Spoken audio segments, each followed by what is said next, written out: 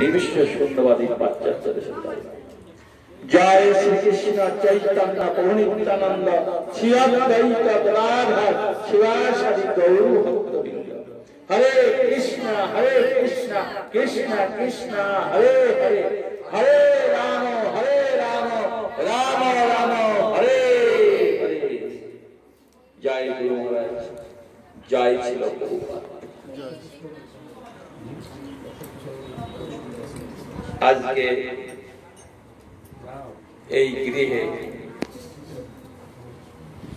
শুভ ভাগবতীয় অনুষ্ঠান উপলক্ষে আয়োজিত অনুষ্ঠানে সর্বপ্রথম আমি আমার প্রণাম নিবেদন করি আমার গুরুদেব ছিল জয় পতাকা স্বামী গুরু মহাদেব শ্রীচরণে। ইস্কনের প্রতিষ্ঠাতা আচার্য অভয় চরণারবিন্দ ছিল ভক্তিবেদান্ত স্বামী প্রভুপাদের করুণা ভিক্ষা করি। এখানে আমাদের মাঝে উপস্থিত হয়েছেন শ্রীপাদ অমানিক কৃষ্ণ প্রভু, শ্রীপাদ ক্ষীরপ্রিয় গোপীনাথ প্রভু, শ্রীপাদ ইঞ্জিনিয়ার চন্দ্রভানু প্রভু সহ আমাদের রমাপতি প্রভু, আরো অনেক ব্রহ্মচারী বৃন্দ এবং আমার সামনে উপস্থিত ইস্কনের দীক্ষিত আশ্রিত শুভাকাঙ্ক্ষী ভক্তবৃন্দ, পিতৃমণ্ডলী মাতৃমণ্ডলী, সবার চরণে আমি ভুলণ্ঠিত দণ্ডবত প্রতিবেদন করছি। বাঞ্ছা কল্পতরুস্য কৃপা সিন্ধুভ্যেব পতিতাং পাবনেভ্য বৈষ্ণবেভ্যো নমো নমঃ। হরে কৃষ্ণ হরে কৃষ্ণ। তা আজকে আমাকে ক্ষীরপ্রিয় গোপীনাথ প্রভু আমাকে বলেছেন এই বাসায় আসতে হবে এবং অমানি প্রভু আমাকে নিয়ে এসেছিলেন। এখন যদিও অনেক রাত হয়েছে, আমারই দেরি হয়ে গেছে, বিভিন্ন জায়গায় প্রোগ্রাম করতে আসতে আসতে দেরি হয়ে গেছে। যাই হোক, আপনারা দীর্ঘক্ষণ ধরে হরিনাম শ্রবণ করেছিলেন আমাদের রমাপতি প্রভুর শ্রীমুখ থেকে। সুন্দর হরিনাম নন্দ দুলাল প্রভু আছেন এখানে, ওনার মুখ থেকে আপনারা ভজন কীর্তন হরিনাম শ্রবণ করেছেন। নিশ্চয়ই আপনাদের খুব ভালো লেগেছে। আমি এসে শুনছিলাম, মনে হচ্ছিল যে ওটা আরো অনেকক্ষণ চলতে থাকলে খুব ভালোই হতো, কারণ হরিনাম যত হয় ততই ভালো লাগে। আবার আমি মনে করলাম অমানি প্রভু অনেকক্ষণ বলবেন, উনি শুরু করলেন, খুব ভালোই লাগছিল, তো উনি ছেড়ে দিলেন, কারণ আমাকে বলেছেন কিছু বলার জন্য। কিন্তু আমি কি বলবো তাই চিন্তা করছি, কারণ আমার থেকে বড় বড় বক্তারা এখানে আছে, যদিও আমি নামে বড়, পদে বড়, গায়ে পায়েও বড়, সব দিকে বড়, কিন্তু আমার জ্ঞান অত গভীর নয়। আমার জ্ঞান হচ্ছে কেমন ঘটি ডোবে না নামে তাল পুকুর, একটা পুকুরের নাম তাল পুকুর, বড় নাম, একটা নাম তাও পুকুর। মানে সব দিঘি ছিল না অনেক আগে, সরকার মানে রাজবাড়ির দিঘি থাকতো, বড় বড় দিঘি, মানে এই কথা হচ্ছে এরকম, ঘটি ডোবে না নামে তাল পুকুর, মানে পুকুরটার নাম তাল পুকুর, কিন্তু স্নান করা যায় না, ঘটি ডোবে না, জলই থাকে না। আমার অবস্থাতেই তাই জ্ঞানের গভীরতা আমার এতই কম, এই বিশেষ করে আধ্যাত্মিক জ্ঞানের গভীরতা এতই কম। আধ্যাত্মিক বলেন আর জড়জাগতিক বলেন, সবটাই আমার কম। এমনি জড়জাগতিক শিক্ষায় আমি কম, আধ্যাত্মিক শিক্ষা তো আরো অবস্থা খারাপ। এর কথা আছে, মূর্খজনে যে নেয় রাজ্য ভার, সে 3 দোষে দোষী হয়। ইহকালে অপযশ আর অর্থনাশ, আর পরকালে নরকেতে বাস। আমার অবস্থা তাই, কারণ মূর্খজন ওরা কত বড় বড় পথ, কিন্তু আমি তো কিছুই না। এখন অনেকে অনেক ডিগ্রি, জড়জাগতিক অনেক ডিগ্রি, অনেক নাম, অনেক কাম, অনেক কিছু আছে, কিন্তু আমার কিছুই নেই। আর আধ্যাত্মিক জগতে তো নেই। তা মূর্খজনে, আমি তো মূর্খ মানুষ, তা আমি নিচ্ছি ইস্কনের বড় পজিশন, সেক্রেটারি পদ, বড় পজিশন। তা মূর্খজনে যে নেয় রাজ্য ভার, সে 3 দোষে দোষী হয়। এই জগতে এই সময় অপযশ হয় আর অর্থ নাশ হয়, মানে অর্থ ঠিক মতো কাজ করতে পারি না, এদিক ওদিক চলে যায়, নষ্ট হয়ে যায়, আর পরকালে তো নবের বাস হবেই। তবু একটা আমরা আশা আছে, এই ধরনের মহাত্মাদের সঙ্গে যদি সঙ্গ করতে পারি এবং মহাত্মাদের সঙ্গে থাকতে পারি, মহাত্মা তো ভগবান হবে, তার সঙ্গে আমিও যেতে পারি।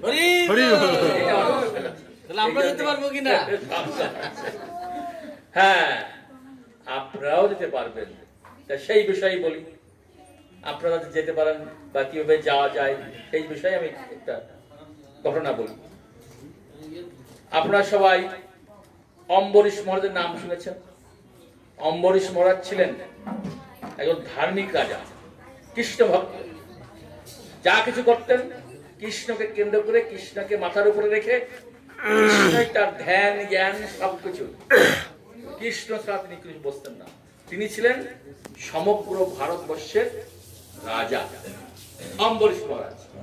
আর ওই সময় নারদ মুনি ছিলেন অম্বরীশ মহারাজের ঘনিষ্ঠ বন্ধু। তা নারদ মুনিও সাধু মানুষ, আর অম্বরীশ মহারাজও সাধু। তা সাধুর সঙ্গে সাধুরই তো মিলন হয়। তাকে কথা আছে চাণক্য পণ্ডিতে, সাধু ছে সাধু মেলে করে শাস্ত্রবাদ, রোগী ছে রোগী মেলে করে রোগবাদ, মূর্খ ছে মূর্খ মেলে করে মোকাবসা। এর কথা হচ্ছে এক সাধুর সঙ্গে আরেক সাধু দেখা হলে শাস্ত্র বিষয়ে আলোচনা করবে, গীতা, ভাগবত, চৈতন্য চরিতামৃত এই সম্বন্ধে আলোচনা করবে। এটা হলো সাধুর কাজ। যে সাধু দেখা হয় বলে, হরে কৃষ্ণ বাবু ভালো আছেন, আপনার কয় মেয়ে কয় ছেলে, কে কোন ইউনিভার্সিটি লেখাপড়া করছে, কত ডিগ্রি লাভ করছেন, কয়টা ছেলে মেয়ে, এইসব যে সাধুরা জিজ্ঞাসা করেন। সাধুদের জিজ্ঞাসা করে, হরে কৃষ্ণ বাবু ভালো আছেন? হ্যাঁ ভালো আছেন। আপনি কতটুকু আজকে কোন ভাগবত শ্লোক পড়লেন, আজকে কতটুকু জপ করেছেন, আপনার কেমন আধ্যাত্মিক উন্নতি হচ্ছে? সাধারণত সাধুদের এইটা জিজ্ঞাসা করা যায়। কিন্তু আমরা এমন সাধু হয়েছি, দেখা হলে আপনার ডায়াবেটিস তো কন্ট্রোলে আছে কি, তাই বলি না, আর ভালো আছে তো, আমার ছেলে মেয়েরা ভালো আছে তো, এই শুরু করে দিয়েছি এইসব কথা। কিন্তু আসলে সাধু সে সাধু মেলে পরে শাস্ত্রবাদ। এক সাধু আর এক সাধুর সঙ্গে মিলিত হলে শাস্ত্র নিয়ে আলোচনা করবে, এটা সাধু কাজ। আর সাধু যে গৃহে যায় সেই গৃহের কল্যাণ হয়। সাধু হচ্ছে মানে জেন্টলম্যান, ভদ্রলোক। সাধু মানে উপরে ফিটফাট, ভিতরে সদরঘাট থেকে সাধু হওয়া যাবে না। উপরে তিলক আছে, গলায় মালা আছে, কিন্তু ভিতরে খুলুক মুহুদ্দি ভরা, এটা সাধু না, এটা হচ্ছে অপর সাধু। তা এইসব সাধু হবে, এক সাধু আর এক সাধুর সঙ্গে দেখা হবে, শাস্ত্র বিষয়ে আলোচনা করবে, এটাই সাধুর কাজ। রুগী ছে রুগী মেলে, এক রুগী আর এক রুগীর সঙ্গে মিলিত হলে বলবে, রোগের কথা বলবে, কেমন আপনার রোগটা কেমন হয়েছে, আপনার কি হয়েছে। আর মূর্খ একসঙ্গে মিলিত হলে মারামারি লাগে, এই হচ্ছে শাস্ত্র। যাই হোক, তাই অম্বরীশ মহারাজ আর এই নারদ মুনি প্রায় দেখা হতো।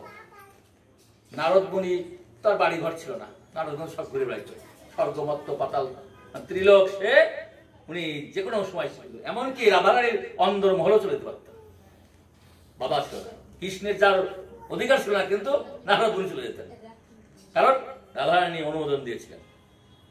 যাই হোক, ওর অনেক লীলা কাহিনী আছে, আমি বলছি না। তা এই নারদ মুনি অম্বরীশ মহারাজের বাড়িতে প্রায় যেত।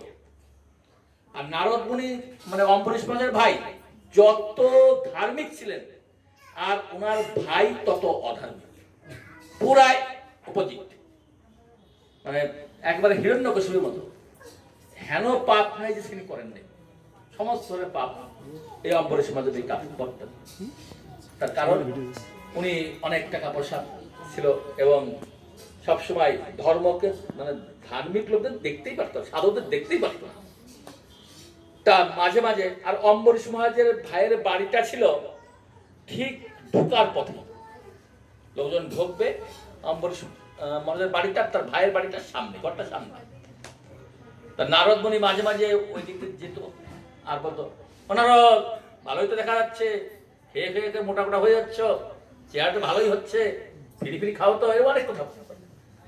কারণ সাধুদের দেখলে সাধারণ লোকেরা এইরকমই অনেক তুচ্ছ তাচ্ছিল্য হবে কথা বলে। আগে অনেক বেশি বলতো, এখন একটু কম বলে। আর এখানে ইসলামের প্রচারটা বেড়ে গেছে তো, অনেক সাধু দেখা যায়। আগে তত সাধু দেখা যেত না। আমরা যখন 85 ইসলাম যোগদান করলাম, সাধুই দেখা যেত না, 1-2 জন।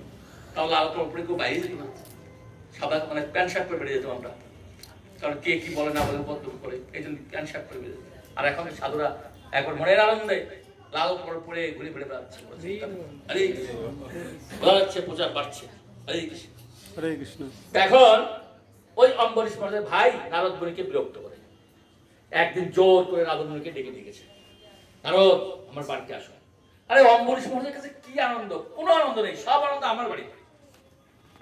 যে বসিয়েছেন দেখছো এখানে কত ধরনের আনন্দের জিনিস দেখা যাচ্ছে, মানে মদ দেখাচ্ছে। এক এক বোতলে অনেকগুলো বোতলে সাজানো আছে, এক গ্লাস ঢেলে দিয়ে খাও।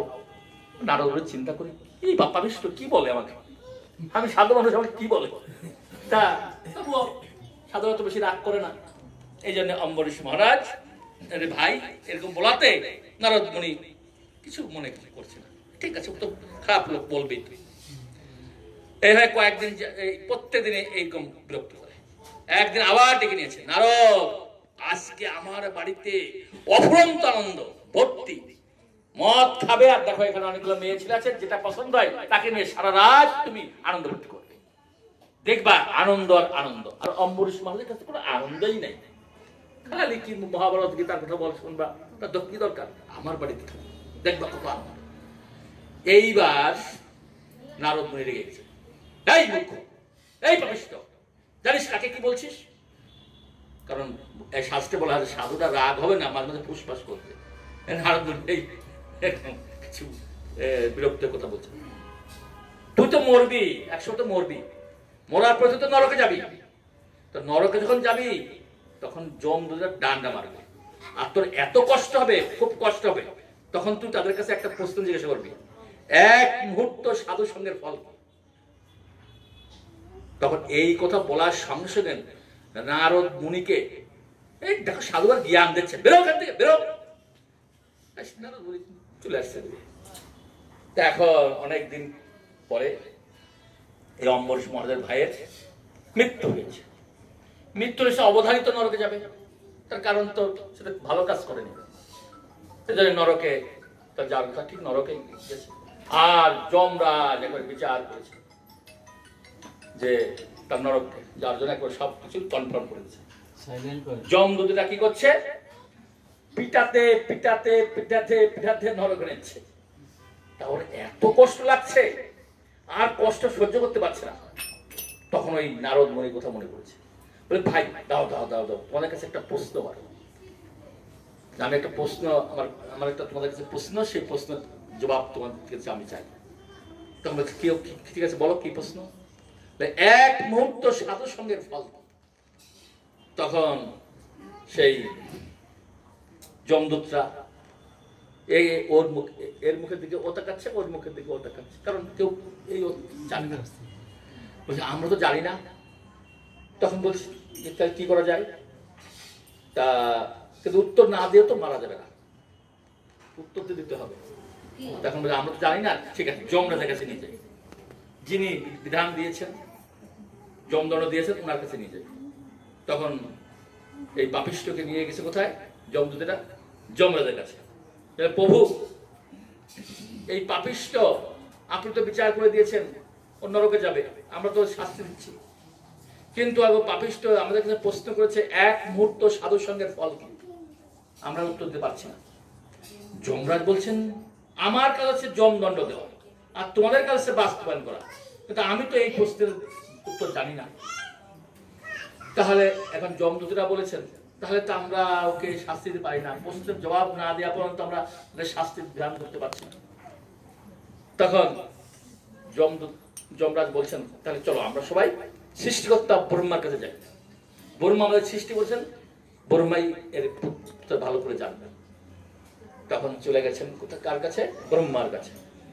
ব্রহ্মা বলছেন, ব্রহ্মার কাছে বলছেন এই যমরাজ এই পাপিষ্ঠকে নিয়ে গেছে বলে এই পাপিষ্ঠ অনেক পাপ করেছে, আমি ওকে দণ্ড দিয়েছি, ও মানে নরকে যাবে, কিন্তু ও একটা প্রশ্ন জিজ্ঞাসা করেছে এক মুহূর্ত সাধু সঙ্গের ফল কি, কিন্তু আমি এই প্রশ্নের উত্তর দিতে পারছি না, জবাব দিতে পারছি না, আমি মারতেও পারছি না, কিছু করতে পারছি না। এখন ব্রহ্মাজি বলছেন যে আমার কাজ হচ্ছে সৃষ্টি করা, আমি তো এইসব প্রশ্নের জবাব দিতে পারি না, জানি না। তাহলে এখন যমরাজ বলছেন তাহলে কে জবাব দিতে পারবে? তখন বলছেন এই জবাব দিতে পারবে শিব ঠাকুর, ভোলানাথ পারবে এই জবাব দিতে।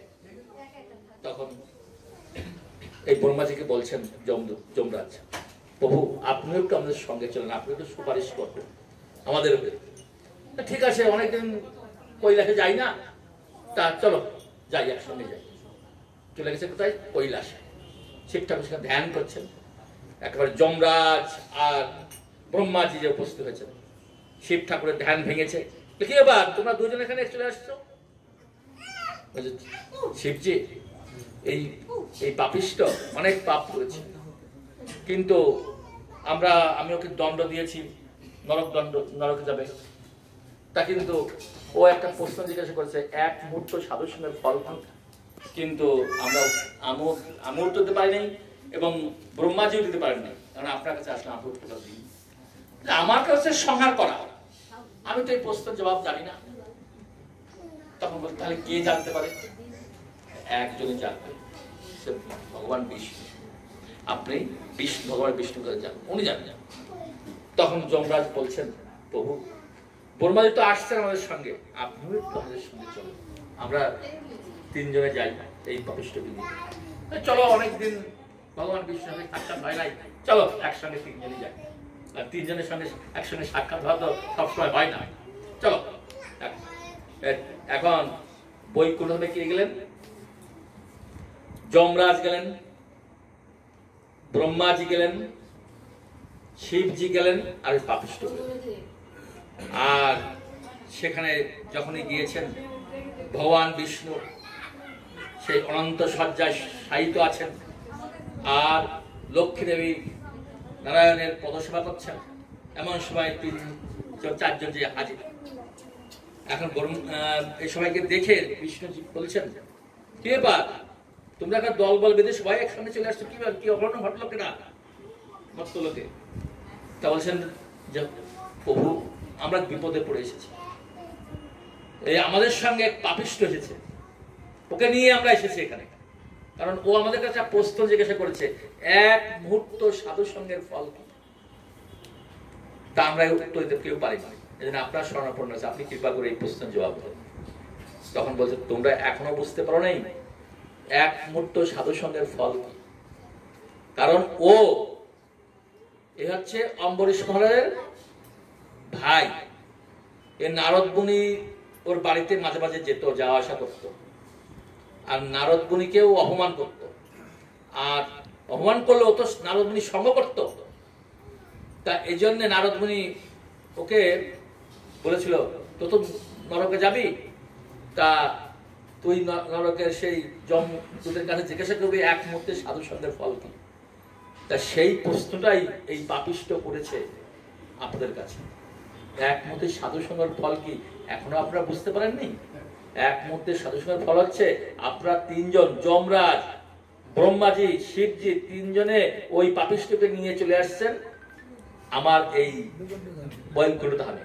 তাহলে এক মুহূর্ত সাধু সঙ্গ করেছিল নারদ মুনির সঙ্গে, তার ফলে ওই পাপিষ্ট নেই, ও ভক্ত হয়ে গেছে এবং তাকে আপনারা তিনজন মিলে নিয়ে আসছেন বৈকুণ্ঠ ধামে। এখন ওকে দেখে আপনারা সব চলে যাবেন। এক মুহূর্ত সাধু সঙ্গের ফল হচ্ছে ভগবত ধাম বা বৈকুণ্ঠ ধাম প্রাপ্ত। এক মুহূর্ত সাধু সঙ্গের ফল হয়ে গেল পাপিষ্ট।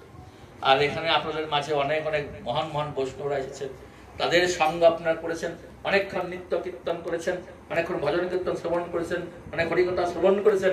এই জন্য আপনারা তো এক মুহূর্ত না, আমরা অনেক সময় সাধু সঙ্গ করেছেন। এর ফল অবশ্যই আপনারা ভোগ করতে পারবেন। আপনার ফল একটা অনেকক্ষণ ধরে ভোগ করছেন, মানে সাধু সঙ্গ করছেন, এর ফলে আপনারা ভগবত ধাম প্রাপ্তি লাভ।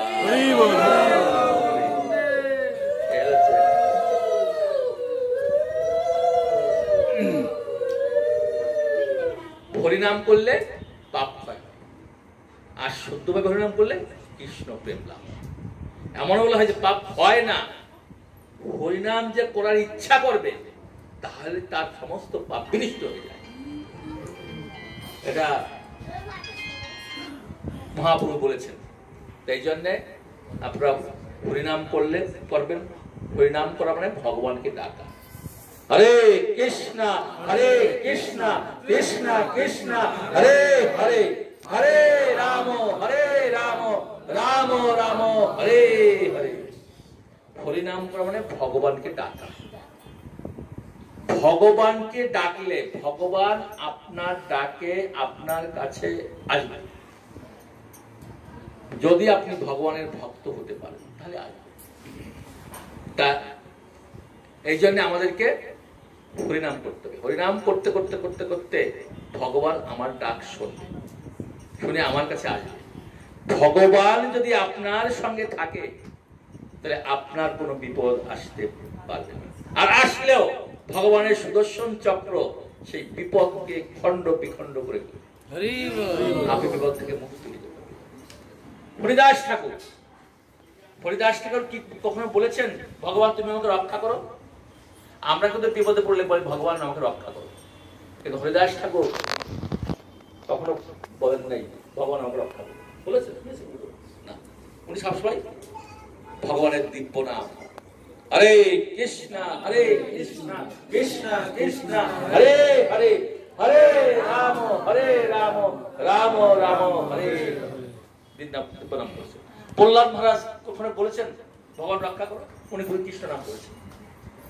কারণ যারা হরিনাম করে, যারা ভগবানের দিব্য নাম করে, যারা ভগবান এই নাম প্রভুকে তারা ডাকে, ভগবানকে আলাদা করে ডাকতে হয়। ভগবান এমনি ভক্তের ডাকে ভগবান এমনি কৃপা করে, পাপ ক্ষয় হয়ে যায়, হৃদয়টা নির্মল হয়ে যায়। সে নির্মল হৃদয়ে কাম ক্রোধ লোভ মোহ মদ মাৎসর্য আসতে পারে না। আর ভগবান সেই হৃদয়ে অবস্থান করে, তাহলে আর চিন্তা নেই। ভগবান যদি হৃদয়ে থাকে তা আছে। কৃষ্ণ অধিষ্ঠান সর্বজীবের সদা। কৃষ্ণ কিন্তু সবার হৃদয়ে আছে, কিন্তু আমরা তাকে জাগ্রত করছি না। এই জাগ্রত করতে হলে আমাদেরকে কি করতে হবে? শুদ্ধভাবে হরে কৃষ্ণ কৃষ্ণ কৃষ্ণ হরে হরে, হরে রাম রাম রাম হরে হরে হরিনাম করতে হবে। আমি একটা গল্প দিয়ে বোঝানোর চেষ্টা করছি। এক রাজার 4টা স্ত্রী ছিল। রাজাদের সাধারণত স্ত্রীর সংখ্যা অনেকগুলো থাকে, টাকা পয়সার অভাব নেই, এজন্য অনেকগুলো স্ত্রী থাকে। তা এখন রাজার 4 জন স্ত্রী, আমি সংক্ষেপে বলছি।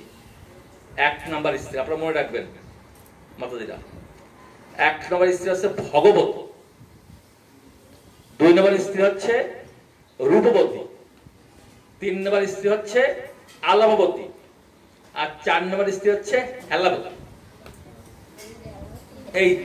এই 4টা স্ত্রী রাজা। তা রাজা 1 নম্বর স্ত্রীর নাম কি বললাম? ভগবতী। ভগবতী মানে মা দুর্গা না, ভগবত মানে ভগবতী একজন না, ভগবতী মানে যে ভোগ করে। তা রাজার প্রথম স্ত্রী শুধু ভোগ, রাজার কাছে চায়, বাড়ি চায়, গাড়ি চায়, টাকা পয়সা চায়, মানে যা চায় রাজা তাই দেয়। ওই স্ত্রী যার কাছে চায় রাজা তাকে তাই দেয়, কোনো না। কারণ স্ত্রীদেরকে কিন্তু খুশি রাখতে হবে, নাহলে কিন্তু সংসারে অপমান হয়ে যায়। স্ত্রীরা যা বলবে সেটা শুনতে হবে, নাহলে সংসারে আগুন জ্বলে যাবে। কিন্তু হরে কৃষ্ণ বহুরা সাবধান, স্ত্রীদেরকে রাগ করা যাবে না। সামর্থ্য থাকলে দিতে হবে, সামর্থ্য না থাকলে ভিন্ন কথা। তা যাই হোক, এখন প্রথম স্ত্রী যা চায় তাই দেয়, কোনো না নেই। আর দ্বিতীয় স্ত্রী হচ্ছে রূপবতী। এই স্ত্রীরা দেখতে শুনতে খুব সুন্দর। রাজা যেখানে যায় স্ত্রীকে সেখানে নিয়ে যায়। সুন্দর স্ত্রী সাদা দেখলে সব কাজ করার কিন্তু সুবিধা হয়। দেখবেন আপনাদের 4টি স্ত্রী, আপনাদের 1টা স্ত্রী, সুন্দরী হোক আর অসুন্দরী হোক নিয়ে যেতেই হবে, তাই না? কিন্তু রাজার সেই সুন্দরী স্ত্রীকে নিয়ে দেশ বিদেশে সব জায়গায় পরিবহন করছে, আনন্দে আছে রাজা। রূপবতী স্ত্রীর সাথে আছে। যদি একটা স্ত্রীর একটা চোখ কানা থাকে, নাকটা বেঁকা থাকে, সেই স্ত্রী নাকি দেশ বিদেশ ঘরে বলবে না, তো যাক না। এখন 3 নম্বর স্ত্রী হচ্ছে আলাপবতী। এই স্ত্রীর সঙ্গে রাজা আলাপ আলোচনা করে রাজকার্য, সংসার, সমস্ত কিছু, ব্যবসা বাণিজ্য সবকিছু এই স্ত্রীর মাধ্যমে আলোচনা করে চালায়। সুন্দর চলছে সবকিছু। আর এক স্ত্রী হচ্ছে হেলাবতী। এই স্ত্রীর দিকে রাজা ফিরেও তাকায় না, সেদিকে যাই, ওই যে বিবাহ করেছে আর ওর ধরে যায় না, ওইরকম পড়ে আছে ওই স্ত্রী, ওর দিকে। অনেক দিন ধরে রাজা রাজকার্য পরিচালনা করেছেন। রাজার বৃদ্ধকাল এসেছে, রাজা এখন আর চলতে পারে না। রাজা চিন্তা করছে যে কোনো সময় আমার মৃত্যু হবে, ভাবছে বয়স বেশ তো হয়, উঠতে পারে না। তা প্রথম স্ত্রীকে ডেকেছে, ওগো ভগবতী, আমার মৃত্যুকাল ঘনিয়ে এসেছে, আমি তোমাকে অনেক কিছু দিয়েছি, তুমি যা চেয়েছো আমি সব তোমাকে দিয়েছি, তোমার ইচ্ছা কখনো অপূরণ রাখলাম। তা এখন আমার মৃত্যুকাল ঘনিয়ে এসেছে, মৃত্যুর পরে তুমি কি আমার সঙ্গে যাবে? রাজার স্ত্রী মানে এখন মুখের পর বলেছে, তোমার সঙ্গে যাবো কেন?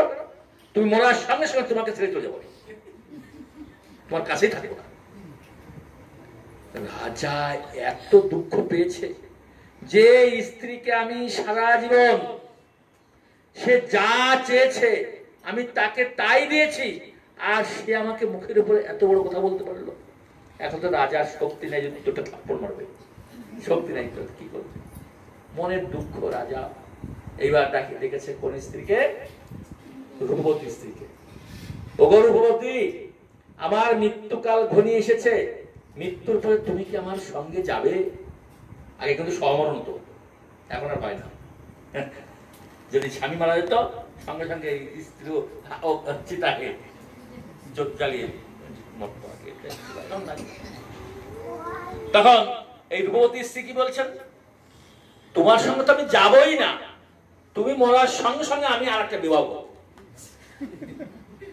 তাহলে আপনার মুখের সামনে দিয়ে এরকম কথা বলে, যে স্ত্রীকে নিয়ে রাজা সারা পৃথিবী ঘুরেছে, আর সেই স্ত্রীর মুখের পরে এই কথা বলে, তারপর কেমন লাগবে?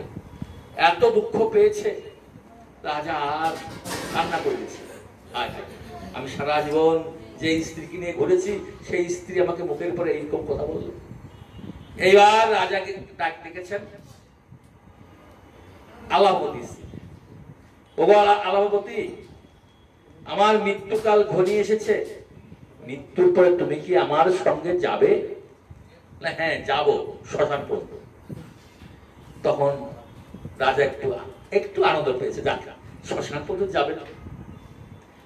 এবার রাজা চিন্তা করছে, আমি কি করে এখন হেলাবতীর কাছে যাব? কিন্তু হেলাবতীর তো সেটা আমি হেলায় রেখেছি, তাকে কোন তার সামনে যাই না, তা আজকে আমি তাকে ডাকবো কি করে? আমি নিজেই যাই। রাজা অনেক কষ্ট করে, হাঁটতে পারছে না, তবু রাজা কষ্ট করে লাঠিতে ভর দিয়ে যেই হেলাবতী স্ত্রীর ঘরের সামনে গিয়েছে, আর হেলাবতী স্ত্রী তাকে একেবারে আনন্দে একবার সুস্বাগত জানাচ্ছে, রাজামশাই আপনি ভালো আছেন তো? আপনি সুস্থ আছেন তো? আপনার আমি কি সেবা করতে পারি বলুন? রাজা একেবারে অবাক হয়ে গেছে, আরে যে স্ত্রীর সামনে আমি আসিনি, তাকে কোনো দেখাশোনাও করিনি, আমি আসছি, আমাকে এত ভাবে সুন্দর ভাবে কথা বলে আমাকে স্বাগত জানাচ্ছেন, উলুধ্বনি দিচ্ছেন, মানে কত আনন্দ পাচ্ছেন, আর আমাকে জিজ্ঞাসা করছেন। তা রাজা এখন এই স্ত্রীর ব্যবহার দেখে রাজা খুব হৃদয়টা ভরে গেছে। তখন রাজা এখন মানে একটু মানে কষ্ট করে, মানে মুখ দিয়ে বেরোচ্ছে না কথা, তাও বলছে, ওগো হেলাবতী, তোমাকে তো সারা জীবন হেলায় রেখেছি, আমার তখন মৃত্যুকাল ঘনিয়ে এসেছে, মৃত্যুর পরে তুমি কি আমার সঙ্গে যাবে? তখন হেলাবতী স্ত্রী বলছেন, আমি আগেও আপনার সঙ্গে ছিলাম, এখনো আছি, পরেও থাকবো। আর তখন রাজা আনন্দ পেয়েছে, যাক ওই তিনটে আমাকে দেখুক না, তো একটা তো আমাকে দেখবে। এই হেলাবতী স্ত্রীকে যে কথাটা বলছি, এ হচ্ছে আমাদের হৃদয়ের পরমাত্মা। এই পরমাত্মাকে আমরা হেলায় রেখে দিয়েছি। পরমাত্মা হচ্ছে ভগবান শ্রীকৃষ্ণ, আমাদের সবার হৃদয়ের বিরাজমান। তাই এই পরমাত্মাকে আমরা হেলায় রেখেছি, তার সেবা যত্নও করি না, গুণকীর্তনও করি না, কিছুই করছি না। যারা করছেন তারা ভালো, আর যারা করছেন তাদের কথা বলছি। তাই হেলাবতী এই ভগবানকে আমরা ঠিক মতো সেবা করছি না, ভগবানের ঠিক মতো সেবা পূজা করছি না, ভগবান ঠিক মতো নাম গুণকীর্তন করছি না। কারণ এই পরমাত্মার খাদ্য হচ্ছে হরিনাম। হরে কৃষ্ণ হরে কৃষ্ণ কৃষ্ণ কৃষ্ণ হরে হরে, হরে রাম রাম রাম হরে হরে। এখন আমি প্রথম স্ত্রীর কথা বলি, একটু ভাঙিয়ে দিই। প্রথম স্ত্রী হচ্ছে আপনারা যারা একজন স্ত্রী গ্রহণ করেছেন, তাই তো, এরাই হচ্ছে প্রথম স্ত্রী। ভগবতী ভোগ করছে, স্ত্রীরা সব আপনার কাছে যাচ্ছে, তারা ভোগ করছে, তাই তো। যা যাচ্ছেন দিচ্ছেন, ভালো কাপড়, ভালো বাড়ি, ভালো গাড়ি সব দিচ্ছেন, আপনার যেমন সামর্থ্য দিচ্ছেন, যা চাচ্ছেন তাই দিচ্ছেন। তা এই স্ত্রী আপনি যখন মারা যাবেন, সঙ্গে সঙ্গে একটু কান্নাকাটি করবে, দুদিন পর ঠিক হয়ে যাবে, আর কোনো কিছু, তাই না, শেষ হয়ে গেল। আর দ্বিতীয় স্ত্রী হচ্ছে টাকা পয়সা। টাকা পয়সা নিয়ে রাজা সারা পৃথিবী ঘুরেছে, যাকে অনেক টাকা পয়সা অনেককে দিয়েছে, আর রাজাকে খুব বাহবা দিয়েছে। তা এই যখন আপনি মরে যাবেন, এই টাকা পয়সা কার হবে? অন্যের হবে, লোকের হবে। মানে একটা কথা আছে, মানে যখন মরবেন তখন এই শরীর খাবে পোকে আর অর্থ খাবে লোকে, তাই না? যে না পুড়ায় তাহলে পোকে খাবে, মাটির মধ্যে গর্ত করে রাখবে, সব পোকে খাবে, আর অর্থ খাবে লোকে। লোকে বলতে আপনার ছেলে হতে পারে, আপনার মেয়ে হতে পারে, আপনার পাড়া প্রতিবেশী হতে পারে, যে কোনো। আর এইটা হচ্ছে টাকা পয়সা যখনই আপনি মারা যাবেন তার আগেই ভাগ ফোটানো হয়ে যায়। এজন্য বলেছেন যে তুমি মরার পরে আমি আর একটা বিবাহ করবো না, টাকা পয়সা আর তোমার থাকবে না, অন্য। আর দ্বিতীয় স্ত্রী হচ্ছে আলহবতী। এটা হচ্ছে আত্মীয় স্বজন, পাড়া প্রতিবেশী, তারা আপনাকে মরার পরে কাঁধে করে শ্মশানে নিয়ে যাবে, বলে বলো হরি হরি বল, বলো হরি হরি বল করে শ্মশানে নিয়ে পড়িয়ে আসবে। আর তৃতীয় স্ত্রী, চতুর্থ স্ত্রী আছে আমাদের পরমাত্মা। এই পরমাত্মাকে আমরা হেলায় রেখে দিয়েছি, তাকে আর দেখাশোনা করি না। এই জন্য এই পরমাত্মাকে জাগ্রত করতে হলে, পরমাত্মার সঙ্গে সম্পর্ক রাখতে হলে আমাদের কি করতে হবে? হরিনাম করতে হবে। হরে কৃষ্ণ কৃষ্ণ কৃষ্ণ হরে হরে, হরে রাম রাম রাম হরে হরে। আমরা যে ভব সমুদ্র থেকে, মানে আমরা যদি পার হতে চাই, তাহলে আমাদের কিন্তু এই হরিনামের মাধ্যমেই আমরা এই ভব সমুদ্র পার হতে হবে। হরিনাম করার মাধ্যমে কি হবে? হরিনাম করার মাধ্যমে হৃদয় শুদ্ধ হবে, আর হৃদয় শুদ্ধ হলে আমরা হরিনাম করতে করতে আমরা যদি মরতে পারি, তাহলে অবশ্যই ভগবত ধাম প্রাপ্তি হবে। আছে মুখ, মানে একটা কথা আছে, আছে গরু নাবয় হাল, দুঃখ তার চিরকাল। গরু আছে, লাঙল আছে, জমি আছে, আপনি চাষ না করেন ফসল হবে না, দুঃখ যাবে, দুঃখ যাবে না, চিরকাল দুঃখ যাবে। আপনার মুখ আছে, আপনি যদি হরিনাম না করেন আপনার দুঃখ কোনোদিনই যাবে না। এই জন্যে আপনাকে হরিনাম করতেই হবে, উপায় নাই। না হলে জন্ম গ্রহণ করেছেন,